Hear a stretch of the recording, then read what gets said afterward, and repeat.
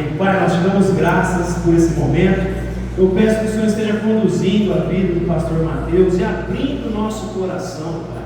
Que o Espírito de Deus venha enraizar essas verdades na nossa alma, Deus, para que a gente cresça, para que todos os teus filhos aqui venham sinalizar essa nova realidade na sua vida, Deus.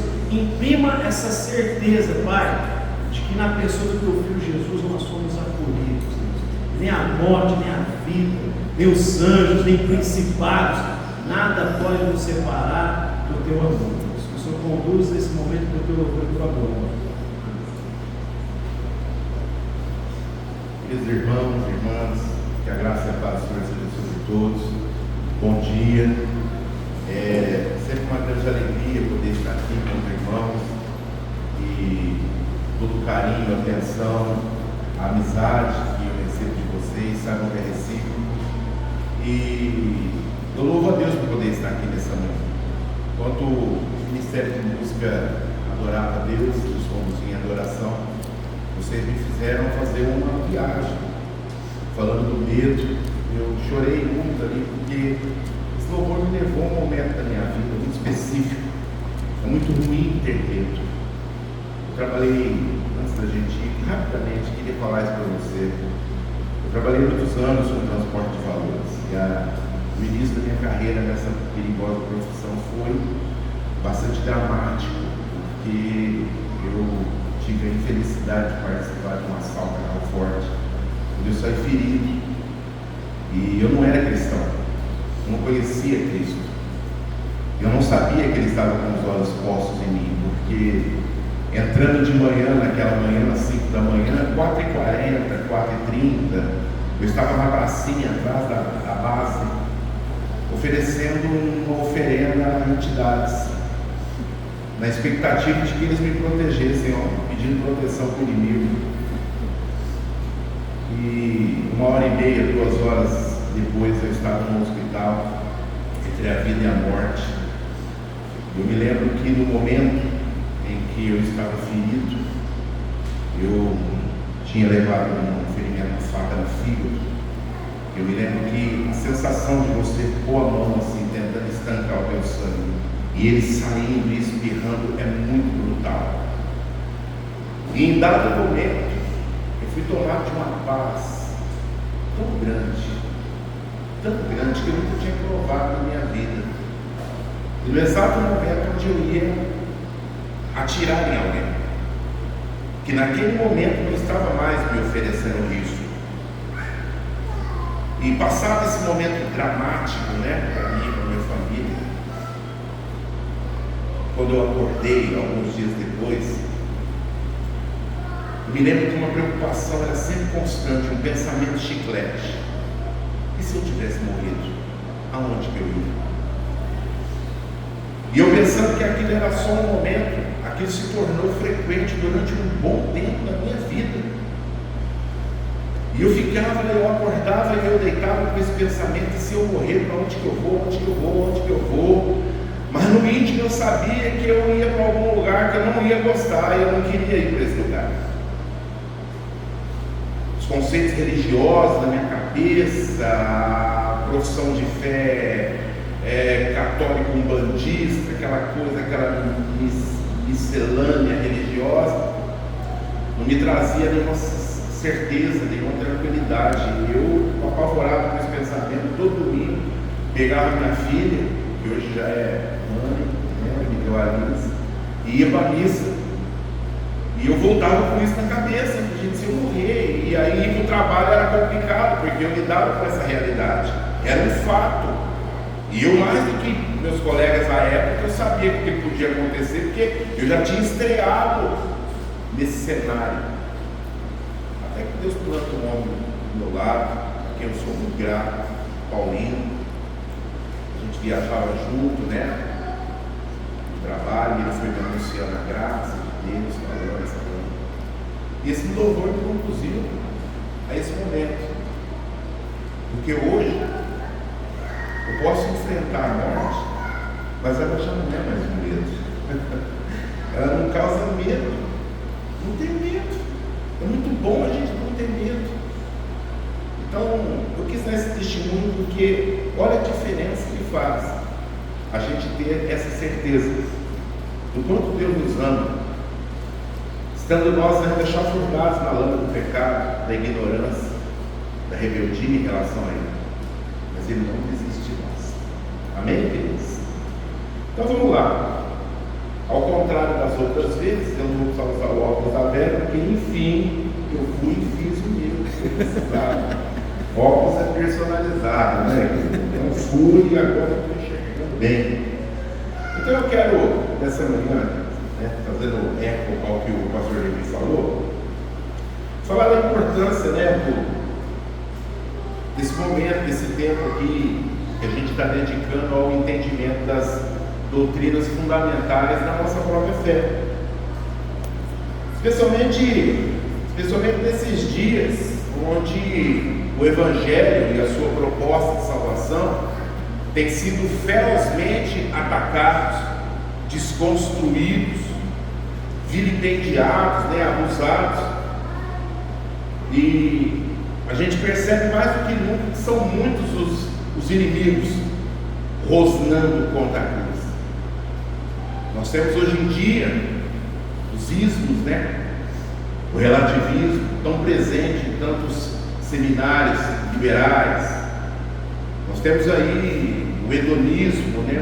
Uma sociedade totalmente voltada ao prazer, inclusive isso ganhando campo e expressão, às vezes até na fé cristã, onde um Deus que morreu parece que é apresentado como alguém que morreu de tédio numa rede e não numa cruz.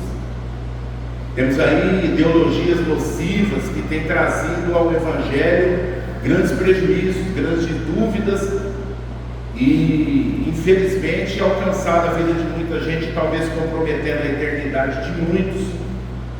Temos também aí a malversação da verdade bíblica por parte de ministros que deveriam, né? Eu não estou aqui fazendo uma crítica específica a ninguém, eu só estou dizendo as coisas como elas estão.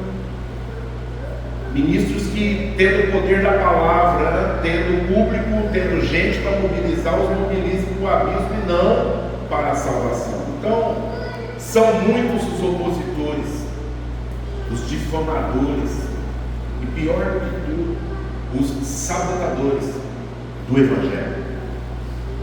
Esses que tornam uma coisa errada de dentro para fora, porque de fora para dentro a gente espera. A gente não espera que o ladrão ele saia de dentro do nosso quarto ou de qualquer outro cômodo da casa e venha causar dano. Uma surpresa terrível quando a gente descobre que o inimigo estava dentro e não fora. E infelizmente nesses dias isso tem acontecido com grande frequência. Então é de uma enorme importância o que nós estamos aqui nesses dias fazendo aqui nesses dias, que é voltar a nossa atenção, nosso foco, né, nesse ano, nem mais esse 31 de outubro, né, data da reforma, para a gente rever pontos importantes da reforma e a fim de que a gente os observe com a devida cautela e também com a devida verdade. Esse congresso ali, pelo que eu pude entender de ontem, né? Ontem só peguei um pedacinho da bênção, gostei enormemente. Agradeço ao pastor Alinho, foi muito bom. Sabe, você até tem regozijando, olhando naquela perspectiva que ele nos conduziu a entender. E esse congresso ele põe em foco, né, essa reflexão sobre as doutrinas da nossa fé, sobre a perspectiva calvinista, né? A nossa querida Tulipe. Vamos falar um pouquinho rapidamente ali sobre ela, fazer uma passagem rápida, né, sem querer complementar nada do que tão sabiamente já foi colocado nesses dias. E que é a doutrina cristã que nos ensina sobre a condição espiritual do homem, em outras palavras, né, a condição espiritual do homem e a ação salvadora de Deus em relação a ele. E isso nos é apresentado através desses 5 pontos aí da visão calvinista, né, da salvação, que é elencado aí nos 5 pontos, que eu queria falar assim rapidamente, que eu vou ficar no último tópico, né? O pastor Levi começou falando sobre a depravação total, né? Total depravity, que nos ensina que desde o nascimento Todo ser humano, ele é afetado, sim, pelas consequências do pecado original, e tornando esse ser humano totalmente inadequado para Deus, incapaz de se relacionar com Deus, incapaz de se voltar para Deus, né? Então, ao contrário do que Pelágio ensinou, que aquilo ficou circunstanciado só a Adão, quisera que Pelágio tivesse certo, quisera que essa Inhaca tivesse ficado só com Adão. O problema é que não aconteceu, o problema é que esse negócio está aqui, ó, em nós. Essa coisa afetou toda a descendência dele e chegou até nós, e hoje a gente fica nessa dicotomia, essa coisa que Paulo sintetiza dizendo: olha, o bem que eu quero fazer eu não faço, mas o mal que eu corro dele está sempre no meu pé. Outras vezes na minha mão, nos meus lábios. O que eu não quero eu faço, mas o que eu deveria, o que eu gostaria imensamente de fazer, eu não consigo fazer.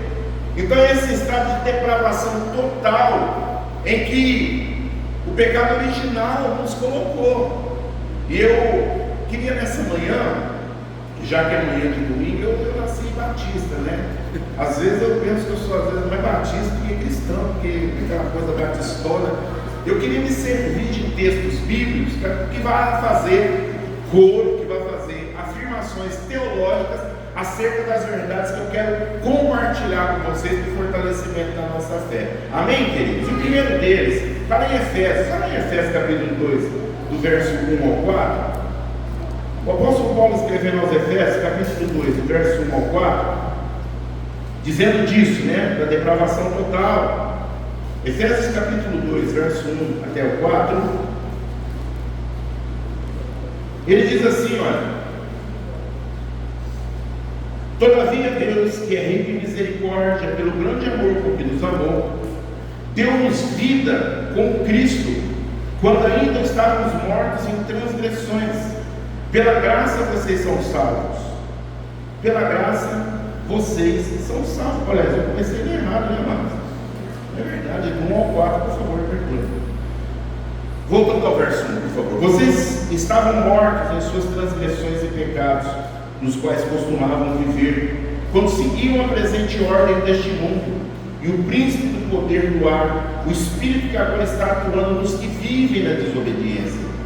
Anteriormente, todos nós também vivíamos entre eles, satisfazendo a vontade da carne, seguindo seus desejos e pensamentos. Como os outros, éramos por natureza merecedores da ira. Agora sim. Todavia, Deus, que é rico em misericórdia, pelo grande amor com que nos amou, deu-nos vida com Cristo, quando ainda estávamos mortos em transgressões. Pela graça, sois salvos. Essa parte da Bíblia me remete de novo àquele momento. Pela graça eu fui salvo. Eu não sabia que a Ele estava com os olhos postos em mim. Então, queridos, a depravação total, ela fala disso, essa total incapacidade do homem em se voltar a Deus. E isso é algo que a gente convive com isso todos os dias. A outra coisa, o outro tópico, né, da Tulipe é a eleição incondicional, né? Unconditional election. Também ainda em Efésios 2, nos mostra que a salvação é um dom, é uma graça que Deus nos oferece por sua livre escolha e soberania, em nada baseado em uma presciência ou previsão de qualquer mérito que alguém tenha.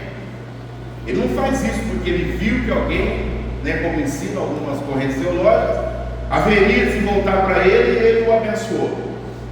Não é a escolha do homem que valida a escolha de Deus, pelo contrário. Então a eleição incondicional fala dessa liberdade que Deus tem em fazer o que Ele quer, com quem Ele quer, a qualquer tempo. Também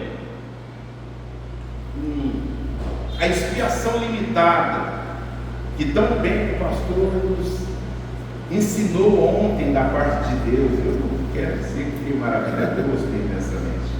Eu espero que você tenha gostado também. Então, na Limited Atonement, né? Eu estou tentando pontuar aqui a Tulipe, me perdoe se alguém fala inglês, você me corrige, tá bom? Né? É só uma tentativa ali de contextualizar o América do Norte com o América do Sul, aqui, né? Abaixo da linha do Equador. Ela mostra que o Senhor Jesus ele derramou o seu sangue na expiação limitada em resgate do seu povo, em resgate dos seus eleitos. Ele não derrama o seu sangue por toda a humanidade e deixa que o ser humano escolha no final se ele vai fazer a escolha de tornar esse sangue eficaz ou não. Ele derrama o seu sangue única e exclusivamente por aqueles que haveriam de crer nele, que é resultado da escolha dele mesmo na sua soberania. Em outras palavras dizendo, esse sangue ele não foi derramado no atacado. Não há, como essa frase é muito corrente no nosso pensamento calvinista, não há desperdício no sangue. Ele não derramou uma tsunami de hemoglobinas, plaquetas, glóbulos brancos e vermelhos, né? Falando da composição sanguínea, e deixou para o homem uma possibilidade de ser salvo assim que ele entendesse que esse era o melhor momento para ele se voltar para Deus. Ah, não, eu estou muito novo, eu não vou para a igreja, não, eu vou curtir um pouco mais, eu vou viver um pouco mais. Aí assim que eu estiver bastante cansado, aí eu dou um jeito de aceitar Jesus, aí sim, esse sangue que está ali à minha disposição se torna eficaz na minha vida. Isso não é a verdade. Ainda que se afirme com muita eloquência, inteligência e às vezes até provas bíblicas dessa possibilidade, eu tenho dificuldade de imaginar Deus dando uma chance. Eu penso em Deus me dando um fato consumado e não uma possibilidade. Então, a gente aprende disso quando em João capítulo 13, verso 16, a gente ouve ali o que ele diz: porque Deus amou o mundo. Aí, está vendo? Deus amou o mundo, sim, de tal maneira que ele fez o que nenhum de nós faríamos. Eu não faria isso. Ele deu o seu Filho unigênito para que todo aquele que nele crê. Isso, essa frase ela já é seletiva para todo aquele que nele crê. A pergunta que se faz é: o mundo inteiro vai crer? Quisera Deus que sim. Quisera que todos os homens, depois de Adão, começando com Abel, Caim, aquela família, tivessem crido nos apontamentos salvíficos de Deus ao longo da história. Seria maravilhoso, mas a gente, amado, sabe que não é assim. E até quem deseja que assim seja, sabe que não é. Porque Deus amou o mundo de tal maneira que deu seu Filho unigênito para que todo aquele que nele crê não pereça, mas tenha a vida eterna. Tenha a vida eterna. Eu não faria isso. Esses dias eu me lembrava de algo que há um tempo eu ouvi, não sei aonde, a respeito do amor de Deus por nós. Ele fala de um pai, acho que é um pai, um testemunho, que assim como eu, ele entregou o seu filho, devolveu o seu filho a Cristo. Seu filho foi para casa antes dele, e ele dizia que no hospital ele olhava para aquele filho e dizia para Deus: se eu pudesse fazer alguma coisa, eu tiraria ele daqui desse hospital. E eu pensava com esse testemunho, eu também faria a mesma coisa. E aí ele completa o testemunho dizendo: essa fase da minha vida me ensinou o quanto Deus me ama, porque Deus podia ter tirado o seu filho daquela situação, mas ele escolheu não tirar. Ele podia e não tirou por amor a nós. E eu vi o quanto eu sou pobre, miserável e egoísta, porque eu comentei com a minha esposa. Se eu tivesse o poder de salvar meu filho, ainda que o mundo acabasse, eu o tiraria dali.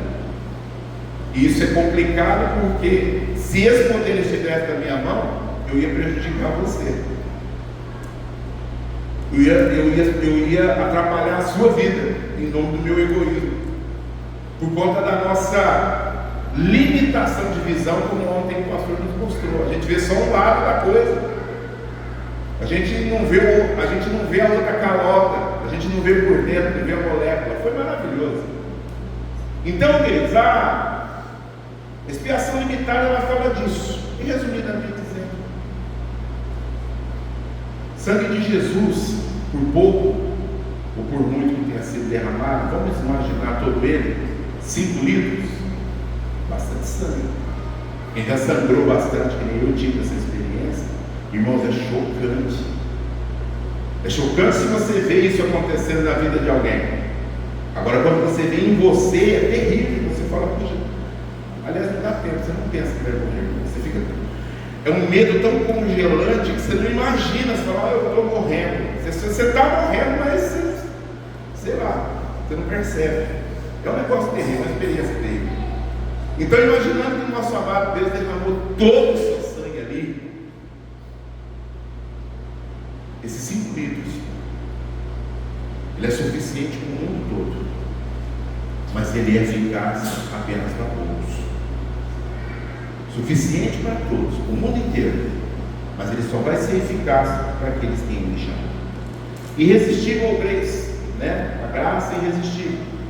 Em poucas palavras, esse ensino que nos mostra que a graça de Deus é de tal forma poderosa que ela não pode ser resistida ou rejeitada definitivamente por aqueles a quem ele se revelou. O sujeito pode até ter um tempo de teimosia, ficar ali meio naquela e tal, né? Mas a hora que Deus se revela, o sujeito ele tem que ir, porque senão ele tem que ir, porque Deus o quebra e depois o requebra e quebra de novo e dá uma sacudida de tal maneira que ele acaba indo. Como diz o profeta Isaías, no capítulo 43, verso 13: agindo Deus, quem vai tirar?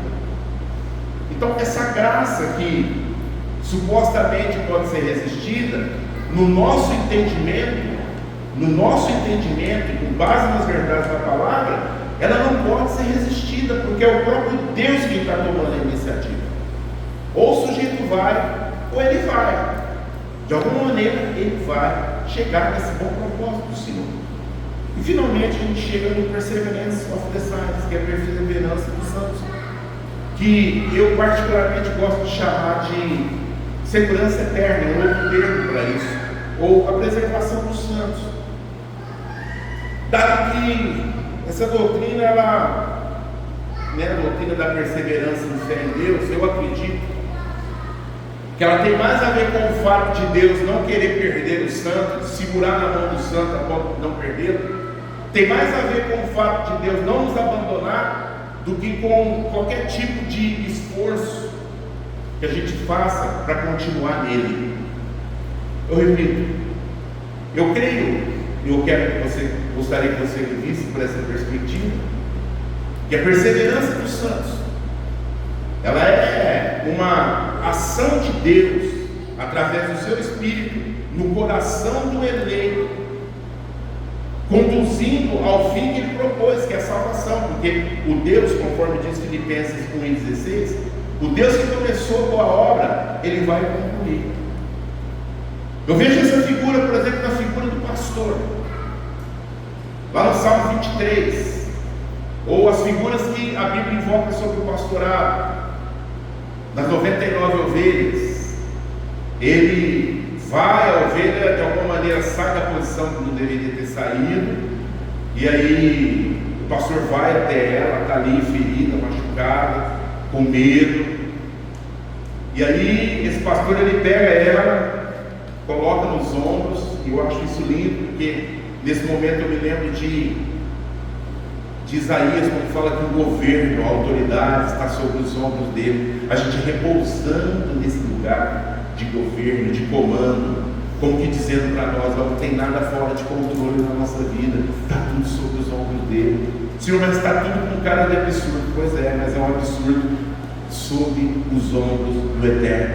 É ali que a gente está descansando como ovelha. Eu tenho dificuldade de imaginar, amados irmãos, o Senhor pegando a gente, enfatizando isso, da perseverança. Ele pega a gente, coloca no ombro, chega em determinado momento, ele coloca a gente no chão e fala: bom, daqui para frente você vai caminhar, a tua salvação, o aprisco está ali, mas eu não vou te levar até o fim. Você vai largar de ficar fugindo, sua ovelha fujona. Agora o resto do caminho você vai fazer sozinho. E tem mais, hein? Não vou te resgatar de novo, não. Ou você dá um jeito daqui para frente chegar sozinho, ou você não vai chegar numa crise, que eu não consigo imaginar isso. Eu consigo imaginar ele colocando eu no ombro, você no ombro, a ovelha, e levando até uma prisca, dizendo: isso aqui é meu, está guardado debaixo do meu sangue, e debaixo da minha mão e da mão do meu pai. Uma outra ilustração que eu fiquei pensando, e que isso faz meio que referência a outros pensamentos, outras correntes de pensamento teológico, e esse negócio de salvação, de perseverança, é mais ou menos assim. Deus te coloca em cima de uma bicicleta e fala, e tira a rodinha, evidente, e fala: olha, agora você vai ter que pedalar. Você pedala para poder chegar. Eu já te dei a bicicleta, agora o resto do trabalho é com você. Não, Deus não nos abandona. Então, nesse ponto da exposição dos 5 pontos, do calvinismo, eu tenho a expectativa em Deus de poder trazer uma colaboração, ser útil a Deus e colaborar com você no fortalecimento da sua fé, nessa maravilhosa verdade sobre a perseverança dos santos. E então, para começar, eu gostaria de pensar com você na antítese desse negócio, porque existem algumas questões que eu gostaria de levar em conta contigo.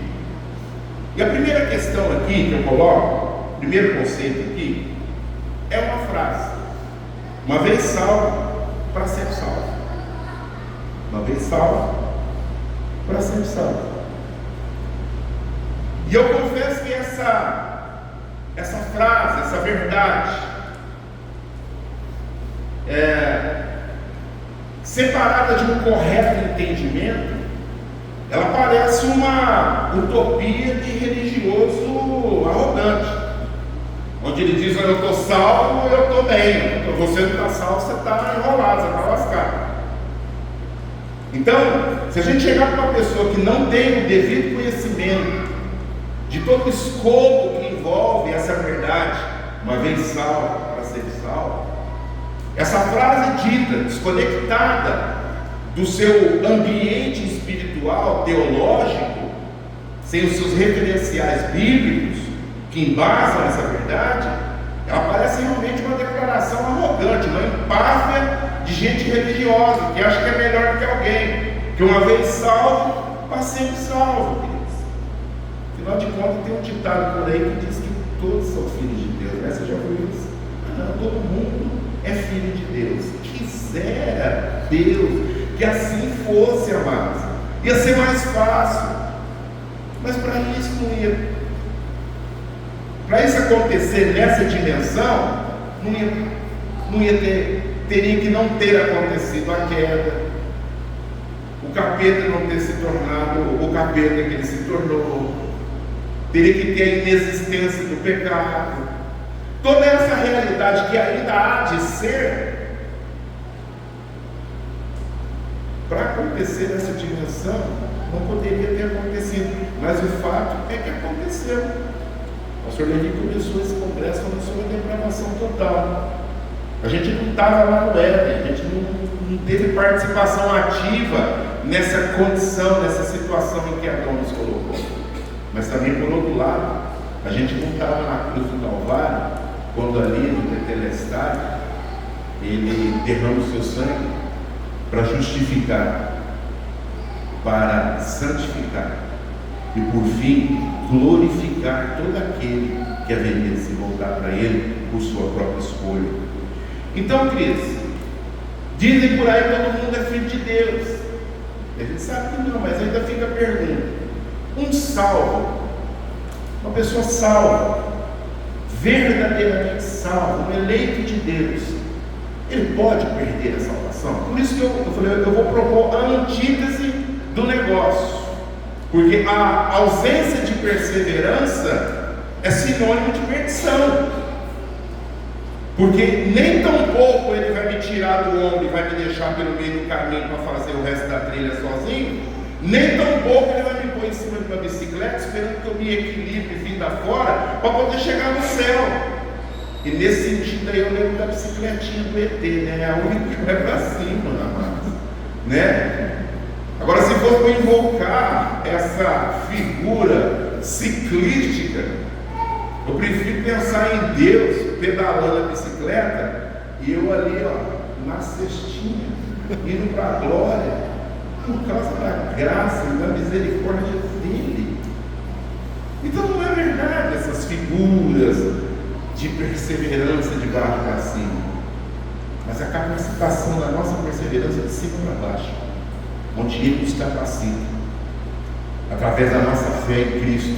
Fé essa que foi dada por Ele, no nascer de nós. Judas fala sobre isso.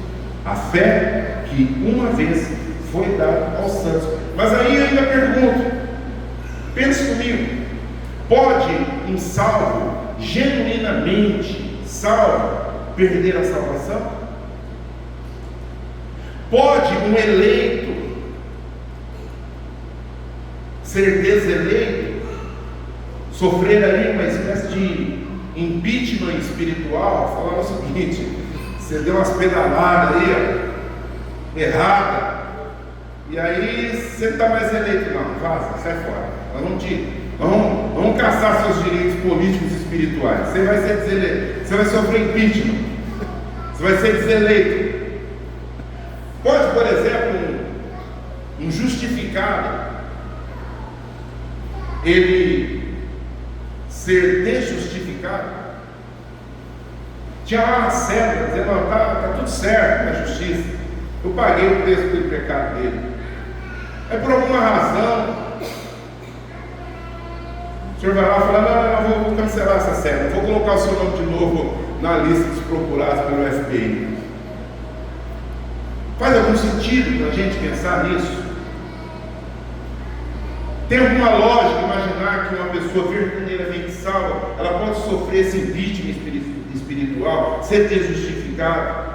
Um nascido de novo, ele desnascer.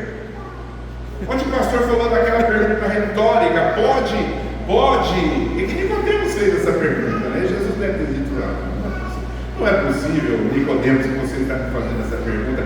Tenha dó da sua mamãe. Pensa bem num monstrengo grande igual você voltando ao útero. A pergunta dele foi lamentável. Pode um nascido de novo desnascer? Tem tanto sentido quanto Deus pode fazer uma pedra que Ele mesmo não possa levantar. E a pergunta que se faz é: por que Deus haveria de fazer prova contra si mesmo? Então são questões que a gente tem que elencar e pensar nisso, amados. Um filho, ele pode deixar de ser filho? Uma paternidade, ela pode ser negada, mas ela não pode ser revogada. Ela não pode ser revogada, porque ainda que o pai olhe para o filho e diga: você não é mais meu filho, no DNA desse filho vai correr o sangue, vai correr toda a carga genética, e nós fomos comprados por sangue. Hebreus diz que nós não fomos comprados, adquiridos na redenção por ouro, prata ou bronze, ou pedras preciosas, ou coisas perecíveis, mas nós fomos resgatados da nossa vã maneira de viver pelo imaculado e santo sangue do Senhor Jesus. Então eu imagino que a pergunta, e daqui a pouco nós vamos ler aqui alguns versículos que embasam essa minha afirmação, que não é minha, é nossa, mas é uma verdade que todos nós cremos, e nesses dias estamos aprofundando isso no nosso coração, para o bem da nossa alma e para a glória de Deus, de que essa bendita eleição, ela não é revogada. Então a resposta a esse primeiro questionamento é: pode um verdadeiro salvo perder a salvação? Não, ele não pode perder a salvação, por N razões. Tem muitos textos aqui que a gente pode elencar, mas eu pensei só alguns. Mas ainda, como eu falei, destituído do lastro teológico, essa frase, uma vez salvo, para sempre salvo, parece empáfia religiosa, a gente precisa se lembrar de algo que, ainda que o salvo não esteja livre de pecar, porque ele não é perfeito, e também ele não esteja livre para pecar, porque Deus também não dá licença para pecar para ninguém. Seus tropeços, suas quedas, seus erros, seus problemas, suas inconstâncias, suas mancadas, seus eventuais pecados, e eu gostaria de colocar sazonais pecados. Pensou se fosse um pecado em cada estação? A gente podia fazer conta, falar, puxa, primavera, verão, outono e inverno, são 4 pecados por ano, né? Então a gente teria pouco a confessar, mas o problema é que a gente não é assim. A gente não peca porque é pecador. Aliás, nós não pecamos, nós não somos pecadores que nós pecamos. Nós pecamos porque essa coisa da depravação total, ela transformou o beija-flor em urubu. Ela mudou a nossa natureza. Ela desorientou todo o nosso ser. E não apenas isso, mas arrastou também toda a criação atrás de si, nessa pirambeira, que se não for a ação do Senhor Jesus, seria fatal para todos, porque todos pecaram. Essa sentença de Romanos, ela é muito brutal. Todos pecaram. Então, queridos, ainda que o homem salvo, verdadeiramente salvo, não esteja livre para pecar, porque foi para a santidade que o Senhor nos chamou, para a separação, para uma vida de conduta cristã em acordo com a palavra. E ainda que nós, salvos no Senhor, não estejamos livres de pecar, porque nós somos sujeitos a tropeço, todavia as nossas quedas, elas não serão definitivas. Por favor, vem comigo em Provérbios 24:16. Provérbios capítulo 24, verso de número 16. E a partir daqui eu gostaria, depois da gente estar usando alguns textos. Provérbios capítulo de número 24 e verso de número 16. Ele nos ensina essa verdade maravilhosa e que fala desde a antiguidade dessa segurança que nós temos em Deus. Vamos ler o 15 com melhor entendimento. Não fique de tocaia, como faz o inimigo contra a casa do justo, e não destrua o seu local de repouso, pois ainda que o justo caia, olha isso, pois ainda que o justo caia 7 vezes, tornará a erguer-se, mas os ímpios serão arrastados pela calamidade. Vamos contemplar isso de novo? Pois ainda que o justo caia 7 vezes, ainda que ele dê a mancada das mancadas, que ele cometa o erro dos erros. Eu não estou aqui apelando, estou aqui dizendo aqui que a gente pode cometer o pecado imperdoável, que é a blasfêmia contra o Espírito Santo. O verdadeiro salvo, ele não comete esse pecado, é impossível. O Espírito Santo de Deus habitando no eleito, permitir que o eleito tenha essa consciência, essa convicção, porque isso não é só uma frase, é uma convicção. Quem, no caso, né, quem proferiu isso ao tempo de Cristo, não cria em Cristo, não era regenerado, não tinha o Espírito Santo. Então é uma frase de quem realmente não conhece a Deus, ou deveria conhecer, e atribui ao inimigo a obra do Senhor. Então, ainda que a nossa queda seja aparentemente perfeita, olha, agora ele não se levanta. Tem até um cântico, não sei se é do pastor Azar, ele fala assim: como cresceram os meus inimigos, muitos são os meus adversários, todos se levantam para dizer: não há salvação para ele, Deus, mas tu, Senhor, és o meu escudo, na minha força e a minha glória para vencer, para se levantar. O justo pode cair, mas o Senhor o levanta. Então, queridos, nessa altura aqui da nossa reflexão, vale lembrar, fazendo coro a fazendo ênfase a esse fato que eu acabei de dizer, que uma vez salvo, para sempre salvo, sim, mas não livre e nem liberado para pecar. Vale a pena a gente olhar para a vida de alguns vultos do passado, para alguns eleitos de Deus que pareceram ter dado a bancada perfeita, cometido um pecado absoluto e que não haveria para eles redenção, e houve. Eu queria convidar você para a gente dar uma olhadinha, por exemplo, na vida de Davi. Vem comigo em 2 Samuel, capítulo 11, por favor. 2 Samuel, capítulo de número 11. Ele nos conta aqui, é uma cena que em outras circunstâncias mereceria até uma música de fundo, dado ao seu caráter romântico. Porque aqui o que a gente vai ver, eu não vou ler os 20 versículos em razão do tempo, mas o que a gente vai ver aqui é um homem cortejando uma mulher. É bem verdade que a mulher estava tomando banho, não era o momento dele querer cortejar, né?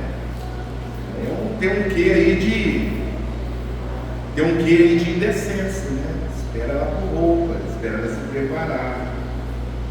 A gente vê aqui, no tempo que os reis estavam lutando, Davi estava, como diz na gíria dos cinquentenários, que eu sei que tem aí e tem aí também, ele estava morgando de boa no palácio.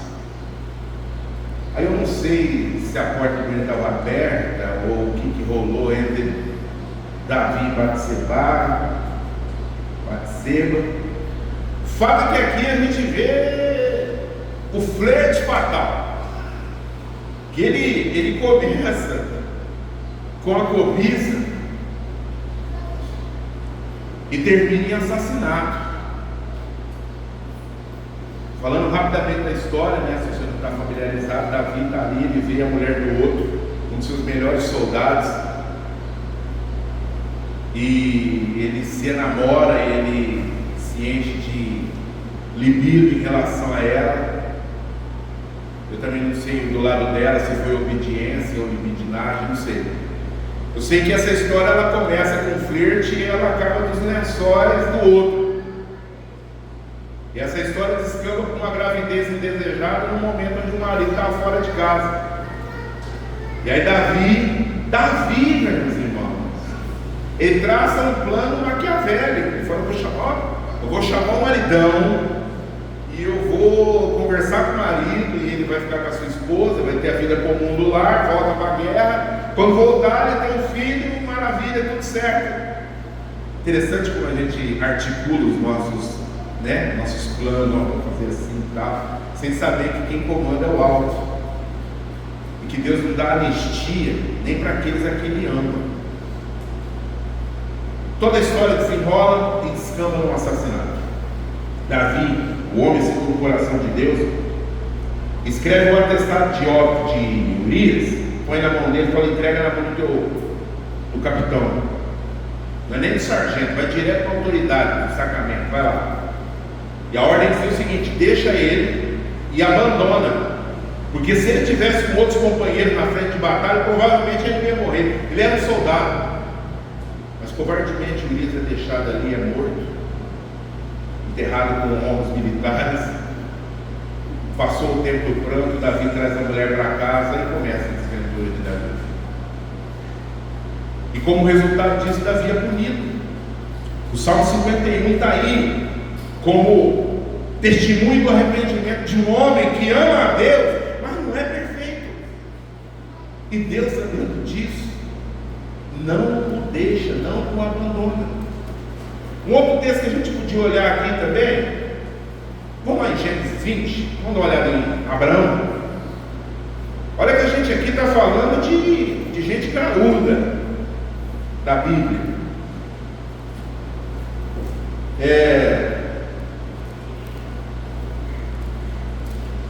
Gênesis capítulo de número 20, nós vamos ver aqui Abraão, o pai da fé. O pai da fé, em Gênesis 20, especificamente no verso 2, deixa eu ler o verso 2, 1 e 2, vamos lá. Abraão partiu dali para a região do Negueb e foi viver entre Cades e Sur. Depois morou algum tempo em Gerar. Ele dizia que Sara, sua mulher, era sua irmã. Então Abimeleque, rei de Gerar, mandou buscar Sara e tomou para si. Ou seja, a gente vê o pai da fé aqui contando uma meia verdade. Ele não falou a mentira completa, porque de fato Sara era filha do pai dele, filha do pai dele, mas não da mãe. Mas isso não isentou o fato de que o pai da fé estava contando uma meia verdade para meio que se dar bem no sentido de não ser morto. Pastor, você não faria a mesma coisa em nome de preservar a sua vida? E o costume era o rei, era absoluto. Olha, eu mato o marido dela e fico com a esposa, pronto, está resolvido, não tem contestação, não tem apelação jurídica. Não estou aqui julgando Abraão, só estou dizendo que um eleito de Deus, ele está sujeito a essas tempestades da alma, e ele é punido por isso. O Senhor o disciplina. Vamos no último caso de um outro gigante da fé, Moisés. Venha comigo ao Salmo de número 106 e verso de número 33. Enquanto você vai ao Salmo de número 106 e verso de número 33, eu quero testemunhar para você o que aconteceu quarta-feira comigo. Quarta-feira eu estava esperando o ônibus e com muitas coisas na minha cabeça, preocupações, medos, a ponto de ir naquele momento no ponto de ônibus eu começo a chorar diante de Deus, pensando em esse tribunal na cabeça, pensando. De repente o Senhor me leva ao Salmo de número 106 e verso de número 33. Lendo do 32 e 33, ele faz referência ao que está em Números, capítulo 20.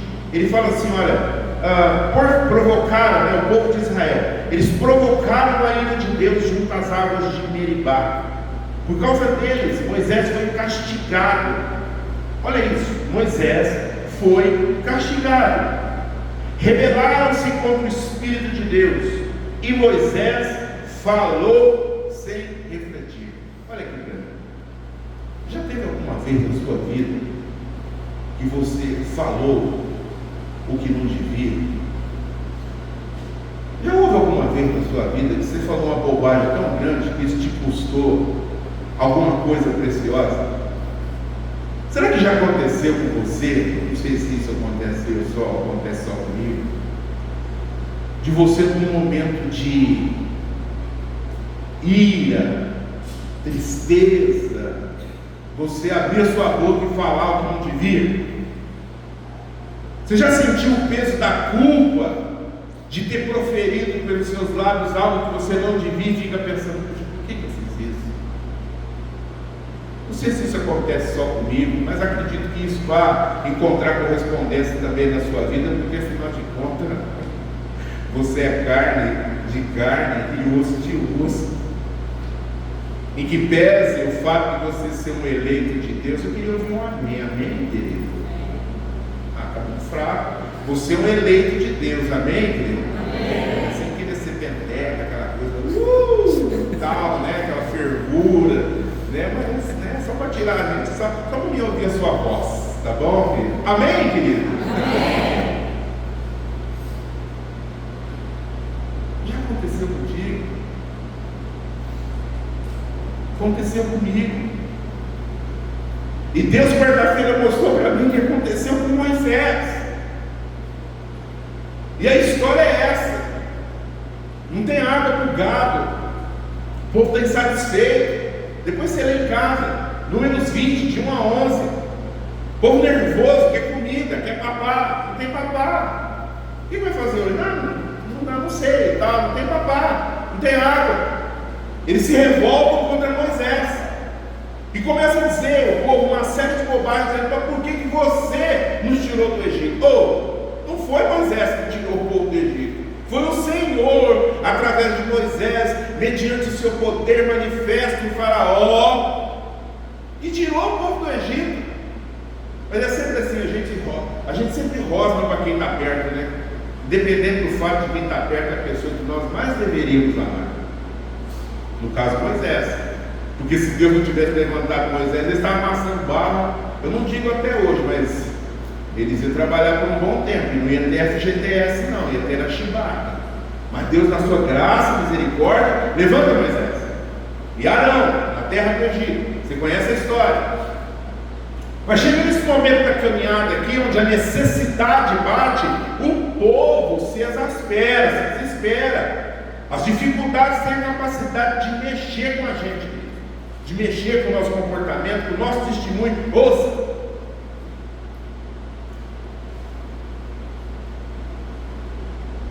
Moisés, ele pega Arão, os dois vão para a porta da tenda do encontro, se abaixam, como que eu queria ser homem de Deus assim, põe o rosto no chão e ora a Deus. A Bíblia diz que a nuvem da glória, a tão conhecida Shekinah, que nem essa palavra tem na Bíblia, mas por inferência a gente entende que está lá, vem e instrui, fala, você vai pegar o cajado e você vai falar àquela rocha. Imagina que Deus apontou uma rocha, não sei se era grande, se era pequena, se era um castelo, não sei que tipo de rocha, mas dá para a gente inferir que Deus mostrou uma pedra. Você vai lá e você vai falar para a rocha, e da rocha vai sair água mineral. Está com sede? Bebe água mineral. Essa aqui literalmente. Moisés se levanta, ele está ali na presença do Senhor, ouviu a voz de Deus. E você quer experiência espiritual mais forte do que essa? Um sinal visível, uma nuvem, uma névoa santa envolvendo esse diálogo. Aí ele sai, pega a cajado, depois você leia. Ele já chega, irmãos, ele sai da oração fervendo.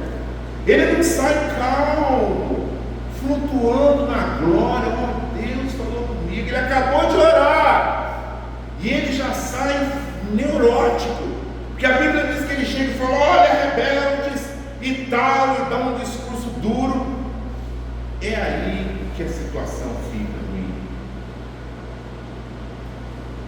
Ele bate na pedra 2 vezes.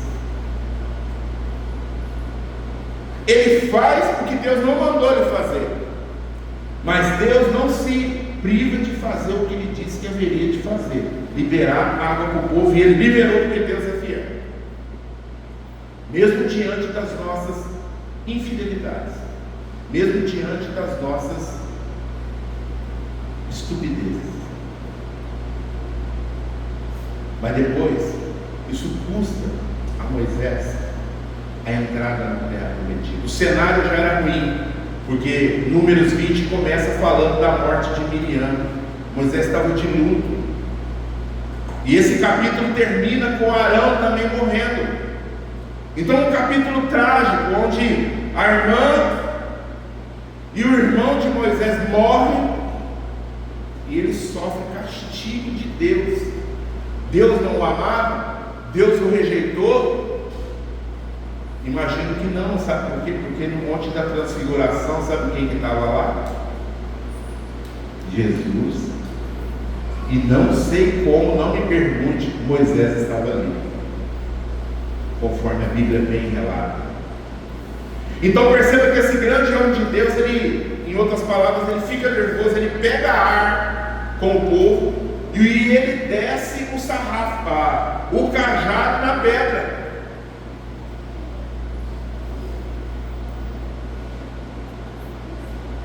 Eles foram disciplinados, mas eles não foram rejeitados por Deus. Então se tem aqui esses três vultos do passado, queridos, para a gente entender que uma vez salvo, sim, genuinamente salvo, nós não perderemos a salvação. Porque senão, veja, deixa eu te perguntar, se fosse possível perder a salvação, quanto de pecado é necessário para perder a salvação? Ou quais pecados nós deveríamos ou poderíamos cometer a fim de que aquilo que é irrevogável se tornasse irrevogável, aquilo que tem caráter eterno se tornasse transitório, passageiro e limitado, restrito? E se é possível perder a salvação e conquistá-la de novo, quantas vezes eu devo nascer da água e do Espírito?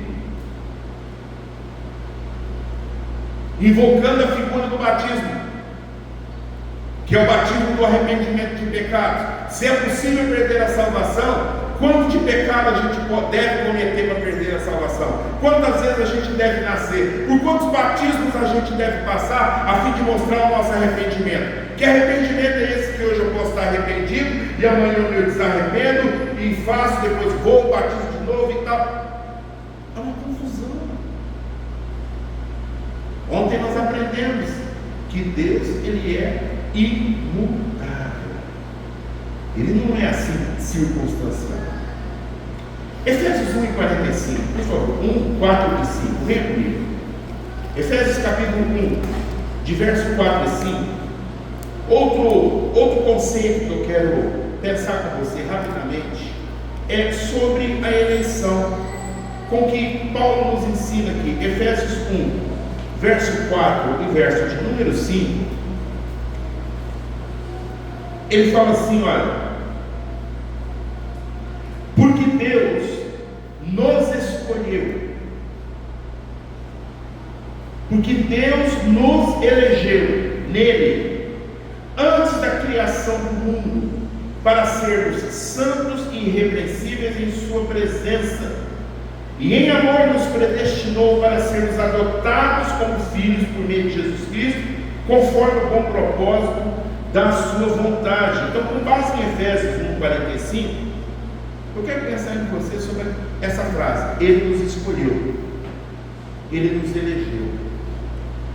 Definição de escolha é eleição, né? Definição de eleição: Ele nos elegeu. É uma escolha preferencial, é uma escolha pessoal, é dar primazia a um e não a outro.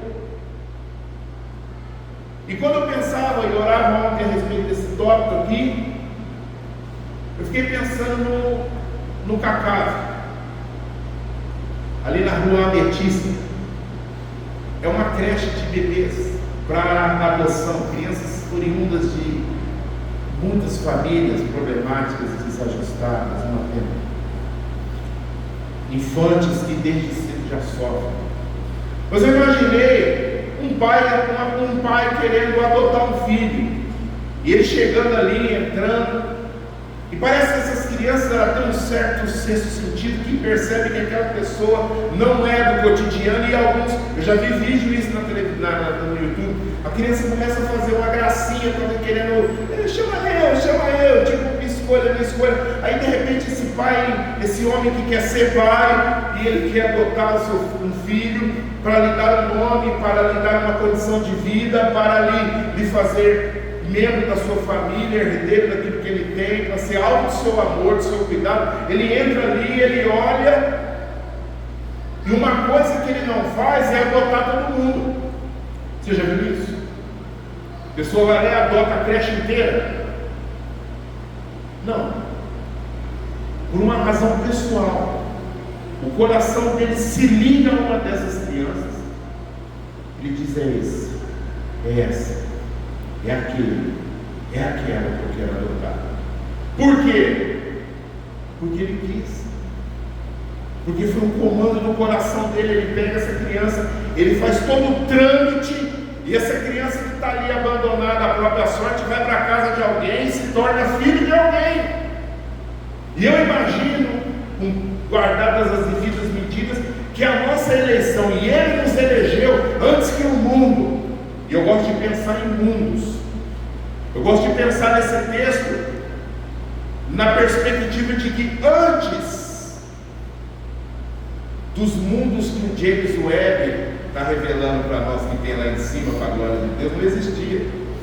Antes disso tudo existir, Ele falou: eu tenho um povo eleito, que vai ser salvo, e eu os salvarei, e eu os levarei à salvação eterna até as últimas consequências. Eu vou guardá-los. Então, queridos, eu imagino que pela eleição, Deus, em sua graça, Ele se apropria do eleito. Então, quando a Bíblia fala sobre essa eleição, eu quero que você pense nisso. Aquela criança podia ser bastarda o resto da vida, mas Ele vem e imputa essa criança a sua justiça. A nós foi imputado os méritos e a justiça de Jesus Cristo. E é por isso que hoje a gente pode dizer: sou salvo e sou filho de Deus. Terceiro conceito, é o verso de número 4, ali, que ele fala sobre a eternidade. E ontem você está aqui pensando sobre essa questão da eternidade. O que é a eternidade? Uma coisa eu sei que a eternidade não é. Eu não sei o que ela é ao certo, mas eu sei o que ela não é. Ela não é tempo. Tem um exercício de eternidade humana que eu sempre faço.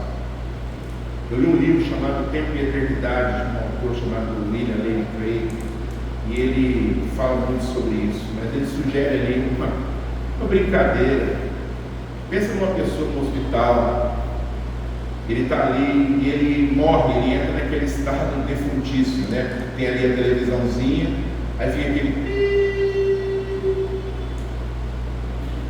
Eu posso até te sugestionar, mas se você fechar os seus olhos nessa tela preta e começar a imaginar um ponto branco correndo por essa tela, é uma ideia de eternidade, essa luz da escuridão.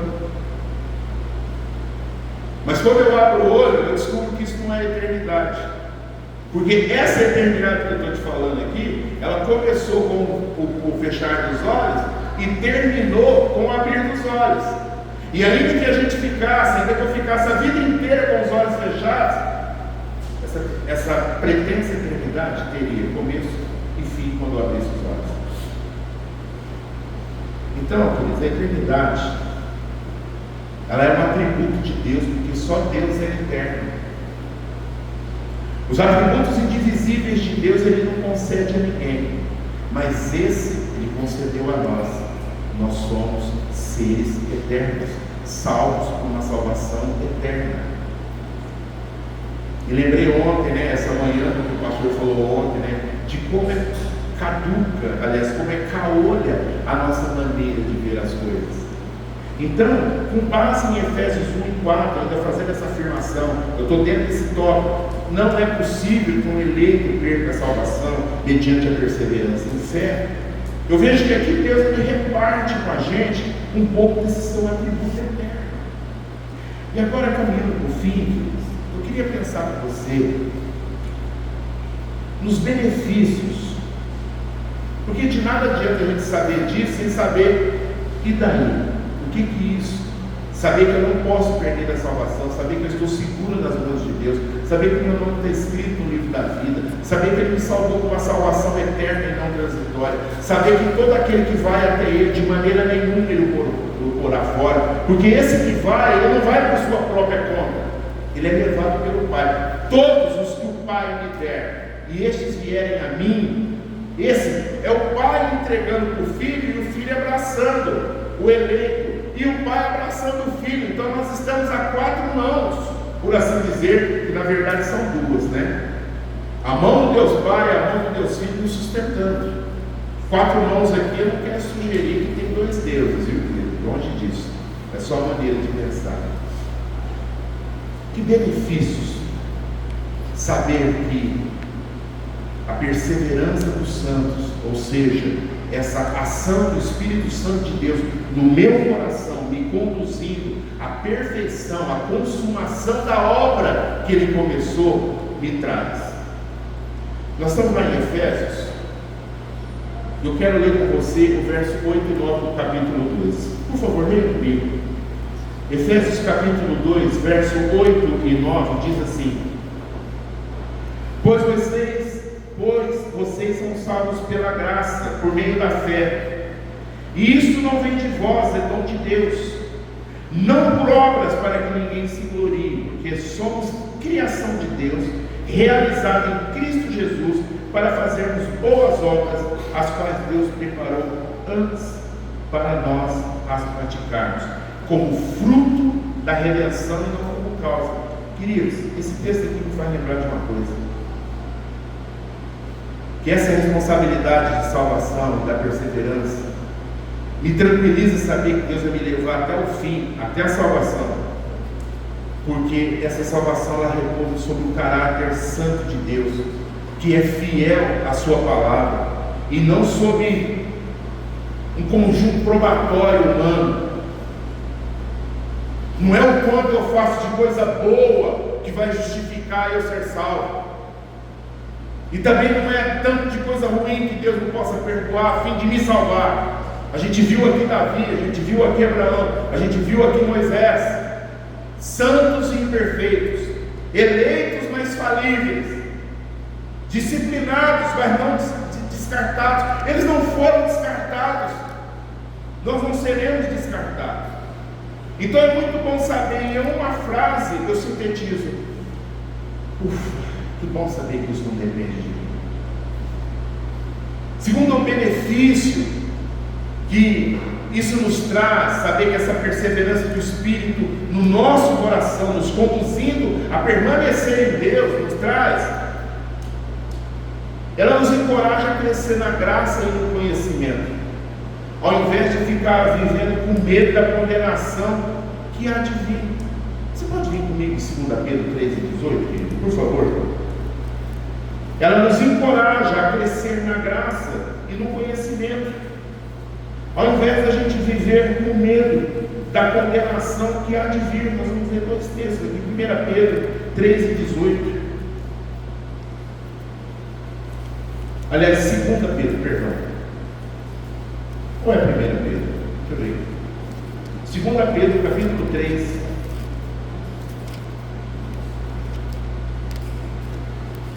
E verso 8.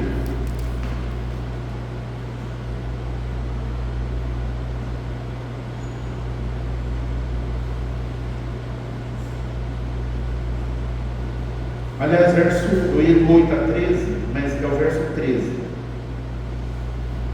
Aqui Pedro fala da volta do Senhor, do dia do Senhor.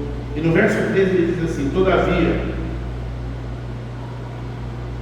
de acordo com a sua promessa, esperamos novos céus e nova terra, onde habita a justiça. Um pouquinho mais à frente, capítulo 3 de Apocalipse, você pode vir comigo?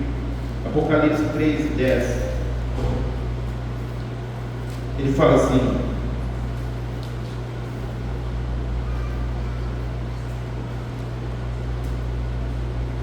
visto que você guardou a minha palavra de exortação à perseverança, eu também o guardarei da hora da provação que está para vir sobre todo o mundo, para pôr à prova os que habitam na terra. A doutrina da perseverança dos santos, da segurança eterna, ela nos encoraja a gente viver destemidamente, com temor de Deus, sim, mas focado no nosso crescimento e no conhecer a Cristo, e não apenas com aquele medo que todo mundo tem, que é traduzido nos velórios. Eu não vou em velório, eu não gosto de velório. Não é que eu não gosto de velório. Eu tenho medo do que o velório revela. Eu tenho medo de que o velório revela que se fosse eu ali, naquele lugar, aonde é que eu estaria? Eu acho que toda pessoa que vai ao velório, ele deve pensar isso. Eu imagino que ele deva, em algum momento ali, entre um café, uma bolacha, uma piada, ele se dá conta do ambiente onde ele está e pensa: e se fosse eu? Onde que eu estaria? Onde estaria minha alma? Porque todo homem tem isso, porque a Bíblia diz que Deus colocou a eternidade no coração do homem. Rapidinho, João 16:33. No mundo tereis aflições, mas tende bom ânimo, eu venci o mundo. Crer na doutrina da perseverança dos santos, na segurança eterna, ela oferece conforto e encorajamento para nós no tempo de luta, de dúvida e dificuldade. Quais lutas você tem enfrentado? Qual é o combate que está diante dos teus olhos hoje? O que é que está apertando o teu coração, às vezes tirando teu sono à noite? O que está te tornando reflexivo, pensativo, um pouco amedrontado? Todo mundo tem algum problema sempre a ser enfrentado. Mas quando a gente olha para um texto como esse, João 16:33, isso renova a nossa esperança. Ele diz assim: olha, no mundo vocês vão passar por aflição. A tônica desse mundo é dificuldade, é injustiça, é medo, é dor, é lágrima, é perda, é dificuldade, é drama, é complexo, é tristeza, é maldade. A tônica desse mundo não é boa. É boa apenas para quem vive alienado. Mas para quem teve o entendimento descoberto pela revelação da palavra, a iluminação do Espírito, na verdade da palavra, a gente sabe que isso aqui é um grande cemitério, do pó ao pó. A gente transita no campo do inimigo. Esse não é o mundo que Deus projetou. Esse é o mundo de Adão. Esse é o mundo que se constituiu a partir da rebeldia. E nós estamos nele, gente de Deus. É nesse lugar. E que seja verdade que é um mundo muito bonito que Deus criou, mas a deformação que o pecado trouxe torna ele inviável para qualquer coisa. E por fim, fazendo coro a Pedro, né? 2 Pedro 3, de 8 a 13, e fala que a gente almeja uma nova pátria. Ou seja, a fé, a convicção na segurança eterna dos salvos corrige a nossa bússola existencial. Paulo, em 1 Coríntios 15, verso 19, ele diz assim: porque se a nossa esperança é apenas para as coisas desse mundo, nós somos as mais infelizes das criaturas. E Pedro diz, diante do fato que está para acontecer, todavia nós aguardamos novos céus e nova terra, onde habita a justiça. Você não fica cansado às vezes quando em algum momento você assiste os noticiários da tarde, na Record, em qualquer canal que seja? É um rio de sangue, irmão.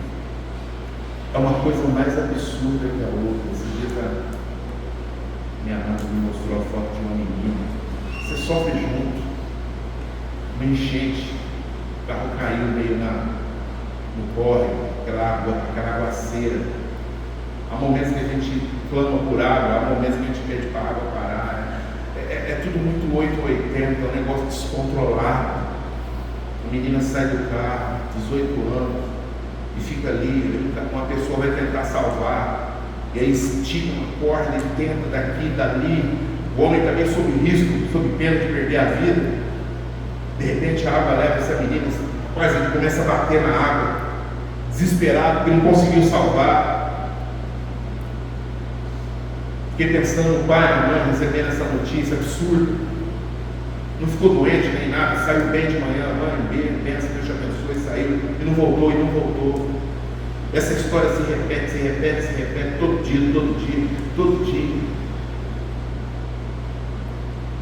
Que bom saber que o Espírito Santo de Deus, que nos elegeu antes da fundação do mundo, sem ver nada de mérito em nós, não apenas nos escolheu, mas nos sustenta,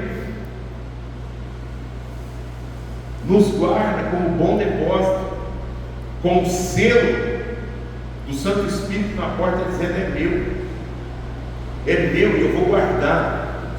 Se errar, eu corrijo. Se precisar disciplinar, disciplino. Se precisar quebrar a perna, vai passar o resto da vida com a perna quebrada, mas vai chegar no aprisco, porque é meu. Meus irmãos queridos, se isso não trouxer a nós um profundo sentimento de gratidão e segurança, se não renovar o nosso ânimo diante dos combates que a gente tem na vida, eu duvido que qualquer outra coisa possa nos inspirar a fé, a perseverança, a santidade, a obediência e o arrependimento. Se isso não nos inspirar e não nos empurrar cada vez mais para os pés de Cristo, a gente pode até se tornar religioso dentro da igreja, se tornando talvez uma nova classe de saduceus que está na casa do Pai, mas não acredita em nada nas coisas que o Pai ensina, que o Pai promete, que o Pai deseja. Que Deus nos ajude a entronizar, a enraizar essa verdade no nosso coração. E como o pastor ontem disse, pastor amigo, olha no espelho. Olha no espelho e pode afirmar com toda a convicção: eu sou um filho de Deus. Eu sou filho de Deus, eu estou salvo. Eu posso estar tendo uma série de perdas na vida, mas eu já ganhei tudo. Eu posso estar sofrendo algum revés na vida, mas Ele já me deu a vitória das vitórias. É só uma questão de tempo. É só esperar acontecer. Mas sempre esperando, sem se desesperando, sem perder a esperança. Vamos orar. Curva sua cabeça. Nós te damos